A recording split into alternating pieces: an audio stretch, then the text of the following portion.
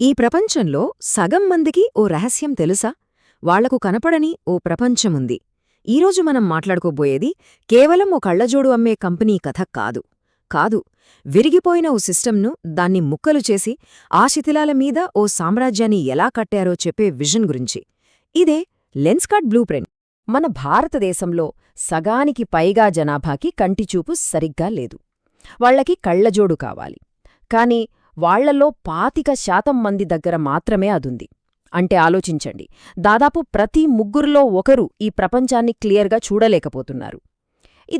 ఇది just health problem కాదు, మన దేశ ప్రొడక్టివిటీని నాశనం చేస్తున్న ఓ నేషనల్ క్రైసిస్. ఒక్కసారి ఈ నంబర్స్ చూడండి. మన దేశంలో ప్రతి 10 లక్షల మందికి 1000కి పైగా బట్టల షాపులున్నాయట. కాని కళ్లజోడు షాపులు జస్ట్ 60. ఇది మామూలు గ్యాప్ కాదు. ఇది సమస్యలా కనిపిస్తోందా? కాదు, ఇది కంటికి కనబడని ఒక సామ్రాజ్యం. ఎవరూ టచ్ చెయ్యని ఒక భారీ మార్కెట్. చూసారా, సాధారణ మనుషులకి సమస్యే కనిపిస్తుంది. కాని ఒక ఆంట్రప్రెన్యూర్కి అవకాశం కనిపిస్తుంది. అందరూ దీన్ని ఒక సంక్షోభంలా చూస్తే, పీయూష్ బన్సల్ మాత్రం ఇందులో ఒక సామ్రాజ్యాన్ని చూశారు. ఇక్కడ్నుంచే అసలు కథ మొదలవుతుంది. సరే, కొంచెం టైంలో వెనక్కి వెళ్దాం. 2000ల మొదట్లో మన దేశంలో ఈ ఐవేర్ ఇండస్ట్రీ ఎలా ఉండేదో తెలుసా? అదో గందరగోళం, ఒక చిట్టడవి లాంటిది. కస్టమర్కి కళ్లజోడు చేరాలంటే నరకం కనబడేది. ఎందుకంటే మధ్యలో చాలామంది ఉండేవారు.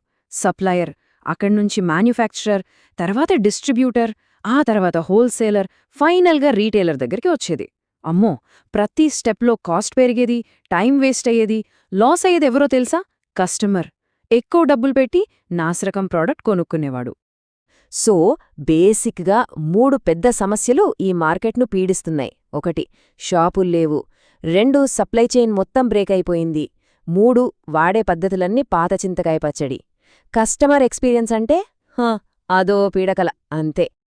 రైట్, ఇప్పుడు లెన్స్కార్ట్ ఏం చేసిందో చూద్దాం. వాళ్ల స్ట్రాటజీలో మొదటి పిల్లర్. ఇక్కడే అసలు విధ్వంసం మొదలైంది. వాళ్లు మార్కెట్లోకి ఎంటర్ అవ్వాలనుకోలేదు, మార్కెట్నే బద్దలు కొట్టాలనుకున్నారు. లెన్స్కార్ట్ ఆలోచన సింపుల్గా లేదు. మనం జస్ట్ ఫ్రేములో అమ్ముదాం అని అనుకోలేదు. ఈ మధ్యలో ఉన్నవాళ్లందర్నీ తీసేద్దాం, మొత్తం సప్లై చైన్ని మనమే కంట్రోల్ చేద్దాం అని డిసైడ్ అయ్యారు. దీనికోసం రాజస్థాన్, గుర్గాంలో వాళ్ల సొంత మెగా ఫ్యాక్టరీలు కట్టారు. ఇది చాలా రిస్క్తో కూడుకున్నది, కాని వాళ్ళ రిస్క్ తీసుకున్నారు. ఇప్పుడు గమనించండి, ఈ మధ్య దళారులని తీసేయడం వల్ల ఏమైందో తెలుసా? లెన్స్కార్ట్ ప్రోడక్ట్ కాస్ట్ 35–40% పడిపోయింది. దానివల్ల కంపెనీకి ఎక్కువ మార్జినొచ్చింది, కస్టమర్కి తక్కువ ధరకి ప్రోడక్ట్ దొరికింది. ఇది కదా అసలైన విన్ విన్. ఇది చాలా ఇంపార్టెంట్ పాయింట్. ఒక నార్మల్ షాప్ మార్జిన్ 20–30% ఉంటే లెన్స్కార్ట్ మార్జిన్ ఎంత తెలుసా? 70%. 70%. ఇది జస్ట్ ఒక బిజినెస్ కాదు, ఇది డబ్బులు సంపాదించే ఒక పక్కా మెషిన్. కాని అసలు గేమ్ ఇంకా మొదలే కాలేదు. Okay, supply chain problems solve చేశారు, అది సగం గెలిచినట్టే. కానీ ఇంకో పెద్ద సవాలుంది. ఇండియాలో ప్రతి మారుమూల గ్రామానికే క్వాలిటీ ఐ కేర్ ఎలా తీసుకెళ్లాలి? దీనికి వాళ్ల దగ్గరున్న ఆయుధం టెక్నాలజీ. పళ్ళు రిమోట్ ఆప్టిమెట్రీ అనే ఒక సిస్టమ్ తీసుకొచ్చారు. అంటే చాలా సింపుల్. గుర్గాంలో ఒక ఎక్స్పర్ట్ డాక్టర్ కూర్చుంటారు. కనెక్ట్ అయిన మెషిన్ల ద్వారా దేశంలో ఏ మారుమూల ఊర్లో ఉన్న స్టోర్లోని కస్టమర్కైనా కంటి టెస్ట్ చేసేస్తారు. అద్భుతం కదా? అంటే ఇక దూరం అనేది ఒక అడ్డంకే కాదు. ఈ టెక్నాలజీతో వాళ్లేం సాధించారో తెలుసా? జస్ట్ ఒక్క ఏడాదిలో 1,25,00,000 ఐ టెస్టులు చేశారు. 1.25 crores. ఈ నంబర్ చాలు వాళ్ల టెక్నాలజీ పవర్ని, వాళ్ల విజన్ స్కేల్ని అర్థం చేసుకోడానికి. సరే, ఇండియాలో కింగ్ అయ్యారు. నెక్స్ట్ ఏంటి? ప్రపంచం. కాని ఇక్కడే ఉంది అసలు ట్విస్ట్.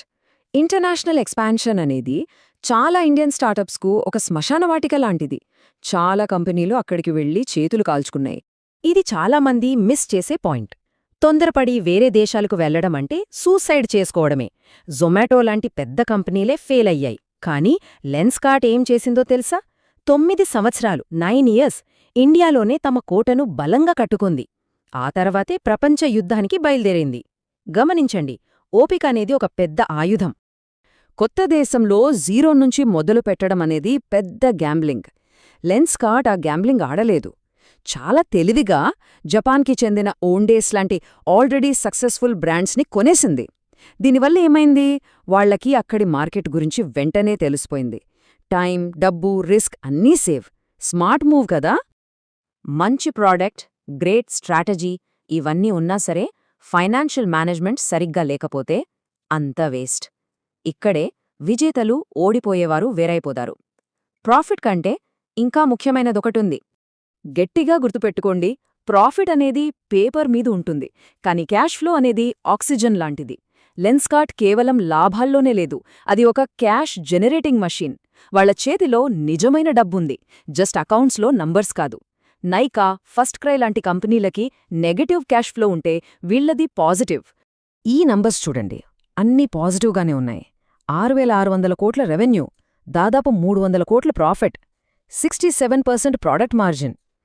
ఈ నంబర్స్ అన్నీ ఏం చెప్తున్నాయంటే ఈ బిజినెస్ మోడల్ చాలా స్ట్రాంగ్గా, హెల్దీగా, స్థిరంగా ఉందని. కాని ఇప్పుడు అసలైన మాస్టర్ స్ట్రోక్ రాబోతోంది. కంపెనీని ఐపీఓకి తీసుకెళ్లే కొద్ది రోజుల ముందు పీయూష్ బన్సాల్ ఒక ఎత్తుగడ వేశారు. ఇది ఒక సాధారణ నిర్ణయం కాదు. ఇదొక ఫౌండర్ తన కంపెనీ మీద పెట్టుకున్న నమ్మకానికి పరాకాష్ఠ. అతనేం చేశాడంటే తన సొంత ఇన్వెస్టర్ల దగ్గర్నుంచి డిస్కౌంట్ ప్రైస్కి దాదాపు 40 మిలియన్ షేర్లు కొనేశాడు. దీనివల్ల తన వాటా 7.5% నుంచి 12.5%కి పెరిగింది. ప్రమోటర్ స్టేటస్ వచ్చింది. ఇది ఎందుకు మాస్టర్ స్ట్రోక్ అంటే కంపెనీ మీద కంట్రోల్ పెరిగింది అండ్ ఐపీఓ తర్వాత తన పర్సనల్ వెల్త్ 10 పెరిగేలా ప్లాన్ చేసుకున్నాడు. కాని ఇది కేవలం డబ్బు గురించిన డీల్ కాదు. ఆలోచించండి, ఒక ఫౌండర్ తన సొంత కంపెనీలో ఇంకా ఎక్కువ ఇన్వెస్ట్ చేస్తున్నాడు అంటే అర్థమేంటి? నేను ఈ కంపెనీ భవిష్యత్తును బలంగా నమ్ముతున్నాను అని పబ్లిక్కి, ఇన్వెస్టర్లకు ఒక పవర్ఫుల్ సిగ్నల్ పంపినట్టు. ఒక ఫౌండర్కి ఇంతకన్నా గొప్ప పెట్టుబడి ఏముంటుంది? సరే, ఈ మొత్తం కథ నుంచి మనం నేర్చుకోవాల్సిన 3 పవర్ఫుల్ లెసన్స్. 1. మార్కెట్లోకి ఎంటర్ అవ్వద్దు, మార్కెట్ సిస్టమ్నే రీబిల్డ్ చెయ్యి. 2. వేరే దేశాలకు వెళ్లే ముందు సొంత దేశంలో గట్టిగా పాతుకుపో. 3. ఇది ముఖ్యం, ప్రాఫిట్ కాదు, cash flow is king. Lenskart కథ కేవలం వినడానికి కాదు, అది ఒక బ్లూ ప్రింట్. ఇప్పుడు అసలు ప్రశ్న మీకు: మీరు ఏ బ్రోకెన్ సిస్టమ్ని మార్చబోతున్నారు? ఏ సంక్షోభంలో మీ సామ్రాజ్యాన్ని కట్టబోతున్నారు? కథ వింటే సరిపోదు, ఆలోచన మార్చాలి. జై హో, జై హో, భారత్ మాతా కీ జై.